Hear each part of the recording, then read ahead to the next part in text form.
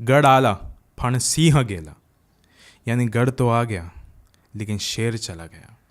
ये जो कहावत है ना, ये हर एक महाराष्ट्रन इंसान बहुत ईजीली समझ गया होगा, ईजीली जान गया होगा, क्योंकि ये हर एक महाराष्ट्रन के ना ये दिल में बसती है ये वाली बात।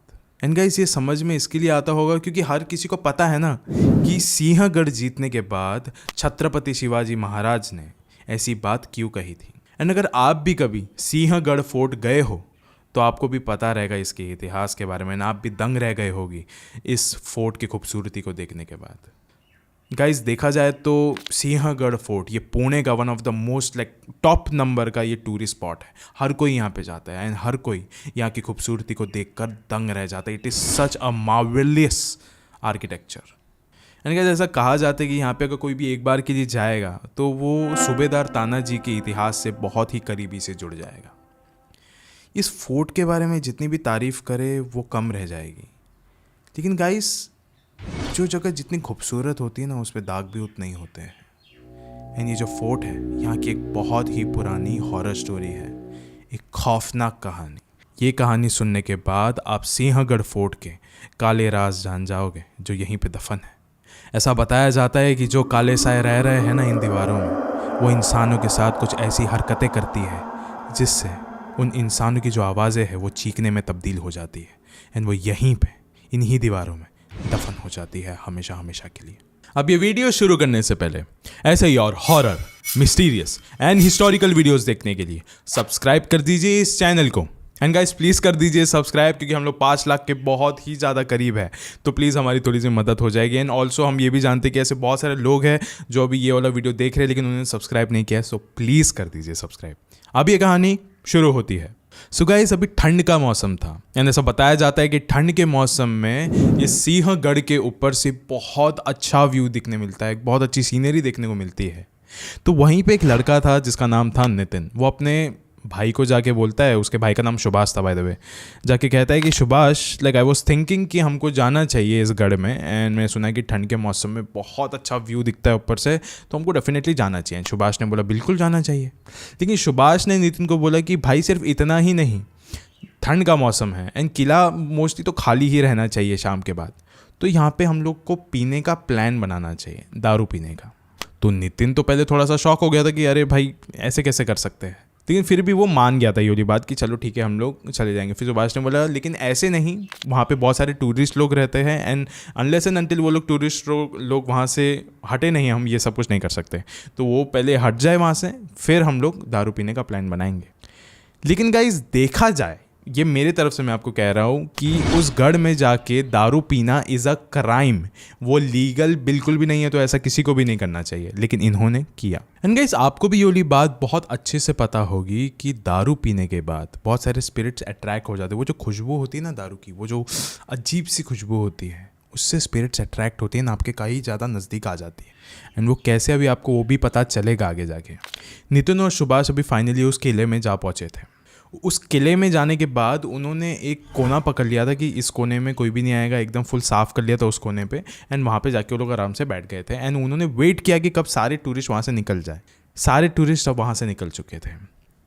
सब कुछ देखने के बाद उन्होंने अपने बैग से दारू की बोतलें निकालना चालू की। फिर वो जैसे ही थोड़ा बहुत उसकी ड्रिंकिंग चालू हो रही थी उन दोनों की, फिर उनको अचानक से एक बच्चे की रोने की आवाज़ आई। उन दोनों ने एक दूसरे की तरफ देखा, ये आवाज़ कहाँ से आ रही है, क्योंकि आसपास से कोई आवाज़ नहीं आ रही थी सिवाय पत्तों की। झाड़ियों की आवाज़ आ रही थी सिर्फ और सिर्फ, और कुछ भी नहीं था, एकदम सन्नाटा। और इस सन्नाटे में एक छोटे बच्चे की रोने की आवाज़, ये बहुत ही अजीब सा लग रहा था उस समय। फिर अभी थोड़ी देर बाद वो आवाज़ बंद हो गई, लेकिन कुछ समय बाद वापस से वो आवाज़ आने लगी। एंड अभी इस वक्त वो बहुत ही आवाज़ करीब से आ रही थी उन लोगों के। नितिन और सुभाष ये आवाज़ें सुन के बहुत ही ज़्यादा घबराने लग गए थे। उन्हें अच्छा सा बिल्कुल भी महसूस नहीं हो रहा था अभी। फिर उन्हें लगा कि शायद ऐसा हो सकता है कि यहाँ पे कोई फैमिली आई हो एंड गलती से उनका बच्चा यहाँ पे घूम गया हो सकता है, डेफिनेटली हो सकता है। एंड ये भी हो सकता है कि अभी उनके माँ बाप ढूंढने के लिए आ ही रहे हो उस बच्चे को, लेकिन उससे पहले क्यों ना हम ही उस बच्चे को ढूंढ लें, देन उसको बाहर तक छोड़ के एंड उसके माँ बाप तो हमको वहाँ पे मिल ही जाएंगे शायद। फिर वो दोनों उठ गए अपनी उस कोने वाले जगह से। एंड उठने के बाद वो लोग थोड़े बाहर गए एंड ढूंढना चालू किया उस किले में। वो बच्चा मिल नहीं रहा था, आवाज़ आ रही थी हर जगह से, लेकिन वो बच्चा नहीं मिल रहा था। फिर वो नितिन और सुभाष ने मिलके सोचा कि एक काम करते, हम लोग सेपरेटली ढूंढते, अलग अलग होके इसको ढूंढते, जिससे हमें शायद से बच्चा जल्दी भी मिल जाएगा एंड हमारा काम भी जल्दी ख़त्म हो जाएगा। फिर थोड़ा ऊपर की ओर चढ़ने के बाद नितिन को एक पत्थर के ऊपर एक छोटा सा बच्चा दिखा। एंड अभी नितिन को देख के थोड़ा सा अच्छा भी लग रहा था कि फाइनली चलो ये बच्चा अभी हमें मिल गया, now he will be safe. फिर उसने उस बच्चे को जाके बोला कि आपको इतनी रात में यहाँ पे इस किले में नहीं घूमना चाहिए, बिल्कुल भी नहीं, दिस इज़ वेरी रॉन्ग। उस बच्चे ने कुछ नहीं कहा। फिर नितिन ने कहा कि एंड अभी चलो, रात बहुत हो गई, मैं आपको बाहर तक छोड़ गया तो आपके मम्मी पापा भी वेट कर रहे होंगे आपका। एंड इसमें रोने वाली कोई बात नहीं, मैं हूँ ना यहाँ पे, मैं आपको छोड़ दूंगा, चलो आ जाओ। फिर उस बच्चे ने कहा कि नहीं, मैं ऐसा नहीं कर सकता हूँ, मैं यहीं पे रहता हूँ, मैं भी अपने घर पे जाने की बहुत ज़्यादा कोशिश करता हूँ, लेकिन मैं जा नहीं पाता, मैं यहाँ पे अटक चुका हूँ। फिर नितिन ये सब कुछ सुनने के बाद बहुत ही ज़्यादा एकदम घबरा उठा था, लेकिन उसने बोला कि ये बच्चा बहुत छोटा है, ये ऐसी बातें कर रहा है कैसे। फिर उस बच्चे ने कहा एंड मैं अकेला नहीं हूँ यहाँ पे, मेरे जो बाकी दोस्त यहाँ पे मरे थे वो भी यहीं हैं, अगल बगल में ही, कुछ बच्चे तो आपके पीछे ही खड़े हैं। नितिन ने पीछे मुड़ के दिखाया एंड वाकई में बहुत सारे बच्चे खड़े थे वहाँ पे, बहुत सारे, इन सब के सब मरे हुए थे, लेकिन फिर भी अपने पैरों पे खड़े थे। अब नितिन ने उस पत्थर पे बैठे हुए बच्चे की ओर देखा एंड देखा तो वो गायब हो चुका था। फिर उसने पीछे मुड़ के देखा, बाकी बच्चे भी गायब हो चुके थे।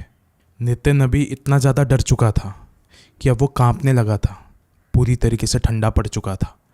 अभी उसके दिमाग में और कुछ नहीं था, उसको बस ऐसा था कि बस मुझे अभी अपने भाई की ओर जाना है। वो बस सुभाष को ढूंढने के लिए लग गया था, वो हर जगह ढूंढ रहा था, कहीं पे भी उसे सुभाष नहीं मिल रहा था। एंड ऊपर से आसपास उसे उन्हीं बच्चों की रोने की आवाज़ें आ रही थी। उसे ऐसा भी महसूस हो रहा था कि आज भी, अभी भी मेरे नज़दीक, मेरे आसपास उन्हीं बच्चों के काले साए हैं जो मुझे खरीदने के लिए कभी भी तैयार हो गए। वो उसको ढूंढ रहा था, नहीं मिल रहा था। फिर फाइनली वो सुभाष के उसी जगह पे जा पहुंचा जहाँ पे वो दोनों बैठे थे। उन्होंने वहाँ पे बोतलें निकाली थी। वो जैसे ही उस कोने में पहुंचा, उसने देखा कि यहाँ पे घसीटने के निशान है, बोतलें ऐसी ही पड़ी हुई है, लेकिन घसीटने के निशान हैं, जैसे कि अभी अभी यहीं से किसी को तो घसीट के लेके गया हो। फिर उसने उस घसीटने के निशान को फॉलो किया एंड देखा कि ये भी एक इलाके के ओर ही जा रहे हैं। उसने जाके देखा तो वहीं पे सुभाष लेटा हुआ था। फिर उसने सुभाष को थोड़ा होश में लाने की कोशिश करी। सुभाष ने कहा कि थैंक गॉड तू आ गया, शुक्र है कि तू आ गया, वरना आज मैं यहाँ पे ज़िंदा नहीं बचता, मेरी मौत हो जाती। सुभाष ने नितिन को कहा कि जब तू मुझे नहीं मिला तो मैं उसी कोने में आके बैठ गया कि मुझे ऐसा लगा कि शायद से अभी तू ही आएगा यहाँ पे और आगे वापस हम लोग ज्वाइन कर लेंगे इस पार्टी को। फिर उसने देखा कि अचानक से कोई तो आया एंड मुझे पीछे बहुत ज़ोर का किसी हथियार से उसने वार किया एंड किसी और इंसान ने मुझे पटक दिया ज़मीन के ऊपर। फिर उस इंसान ने मुझे घसीटते हुए वहाँ पे लेके चले गए। लेकिन जब मैं बेहोशी की हालत में था उस समय मैं ना एक चीज़ बहुत अच्छे से देख सकता था कि ये कोई एक इंसान नहीं कर रहा था मेरे साथ, ये कुछ 5-6 लोग थे जो ये सारी चीज़ें कर रहे थे मेरे साथ। मुझे एक जगह पे लेके चले गए, वहाँ पे लेके जाने के बाद मुझे बहुत ज़्यादा मारा एंड मारने के बाद उनका एक सरदार आया सामने। उसने कहा कि इस गढ़ को जीतने के लिए हमने अपना खून बहाया है एंड तुम ये सारी हरकतें कर रहे हो यहाँ पे, ये हमें बिल्कुल भी मंजूर नहीं है, तुम्हें ये सारी हरकतें यहाँ पे नहीं करनी चाहिए, अब हम तुम्हें ज़िंदा नहीं छोड़ेंगे। ये कह के वो लोग और थोड़ा सा मारने लग गए थे अभी सुभाष को। फिर उसी समय शायद से नितिन आप आ गए यहाँ पे। इन आने के बाद देखा कि वो लोग थोड़े से अभी दूर हट गए थे, वो लोग भाग गए वहाँ से। फिर उस चीज़ के बाद नितिन ने भी अभी अपनी कहानियाँ सुनानी चालू कर दी सुभाष को कि ये सारी हरकतें मेरे साथ भी हुई है। सुभाष ने भी वही सब चीज़ें एक्सपीरियंस करी थी। लेकिन गाइस, नितिन को सबसे ज़्यादा भयानक डर लग चुका था अभी, क्योंकि उसने एक नहीं 2-2 आत्माओं का साया लिया था अपने नज़रों के सामने। अब नितिन ने सुभाष के साथ उस गढ़ को रातों रात छोड़ दिया, वो दोनों वहाँ से भाग निकले। लेकिन इस कहानी में ऐसा भी कहा जाता है कि वो दोनों ही, नितिन और सुभाष, वापस से उस गढ़ में वापस गए थे। वहाँ पे जाने के बाद उन्होंने हाथ जोड़ के माफ़ी मांगी थी उन सारे सोल्जर्स से, क्योंकि गाइस ऐसा कहा जाता है कि तानाजी के साथ मिलकर जितने भी सोल्जर्स ने वहाँ पे लड़ाई करी थी एंड अपने खून को बहाया था, उन सब की आत्माएं वहीं पे कैद है। वो सब के सब वहीं पे कैद है, उन्हीं दीवारों में उनकी आत्माएं बसती हैं। ऐसा बताया जाता है कि उनकी आत्माएं अभी भी उस किले की रखवाली करती है हर रात को। जब भी ऐसे कोई लोग आते हैं, ये उनको अपना रूप दिखाते हैं, उनको रोकते हैं ये सारी चीज़ें करने से पहले। एंड गाइस, सबसे स्पेशल और यूनिक बात मालूम है क्या है कि इस गढ़ के आसपास जितने भी घर हैं, उन सब लोगों का कहना बड़ा अलग है। वो कहते हैं कि उनको यहाँ से वॉर क्राई की आवाज़ सुनाई देती है, सिंहनाद की। वो ऐसा भी कहते हैं कि उनको यहाँ से लड़ने झगड़ने की आवाज़ें आती है, रोने धोने की, चीखने चिल्लाने की आवाज़ें सुनाई देती है, जैसे कि अंदर कोई तो एकदम बहुत बेरहमी से मारा जा रहा है, या फिर कोई तो मर रहा है अंदर, या फिर कोई तो झगड़ रहा है अंदर, कोई तो लड़ रहा है अंदर। हथियारों के एक दूसरे से मिलने की आवाज़ें आती हैं। एंड गाइस, इस कहानी के अलावा भी एक और एक कहानी है जो कि शायद उस बच्चे से रिलेट करती है जो कि पत्थर पे बैठा हुआ था। बहुत वक्त पहले ऐसा बताया गया था कि इस सिंहगढ़ के पास ही एक स्कूल बस क्रैश हो गई थी। उस स्कूल बस में जितने भी बच्चे लोग थे वो सब के सब मारे गए थे, कोई भी नहीं बचा था। बताया जाता है कि उनकी जो आत्माएं हैं वो भी भटक के इस ही किले में आके बस चुकी है, वो भी यहीं पे भटकती रहती है हर रात को। एंड गाइस, मैं इस वीडियो को स्पेशली मेरी महाराष्ट्रन ऑडियंस को डेडिकेट करना चाहूँगा, क्योंकि मैं जानता हूँ कि ये सिंहगढ़ कितना ज़्यादा स्पेशल है सारे महाराष्ट्रन लोगों के लिए। एंड गाइज, मैं ये भी जानता हूँ कि वो एक टूरिस्ट स्पॉट है, एन अमेजिंग स्पॉट है, आप लोग को डेफिनेटली जाना चाहिए, लेकिन सिर्फ और सिर्फ सुबह में, रात में बिल्कुल भी नहीं। रात में यहाँ पे जाना खतरे से खाली नहीं होता गाइस, क्योंकि शायद से रात में तो यहाँ पे जाने भी नहीं देते। लेकिन एनीवेज गाइस, रात में आप ऐसा इलीगली भी आपको अंदर नहीं जाना चाहिए, बिकॉज अंदर जाओगे तो शायद आप भी सिर्फ एक इतिहास बन के रह जाओगे। शुक्रिया।